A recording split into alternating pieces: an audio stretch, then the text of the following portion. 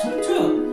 এই দেখো খবরে কি দেখাচ্ছে, খবরে দেখাচ্ছে যে স্বামীর সম্পত্তির জন্য তার বউ তাকে জলের সাথে কি এমন জিনিস মিশিয়ে খাইয়েছে যে যার রক্তে মিশে গেছে।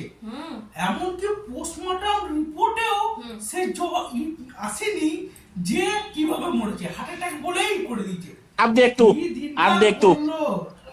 अब तू गया बेटा, अब तू गया। देख तेरी औकात मैं दिखाता हूँ तुझे, देख। क्योंकि मैं बहुत दिनों से तेरा बहुत दिनों से खेल बंद करने के चक्कर में था।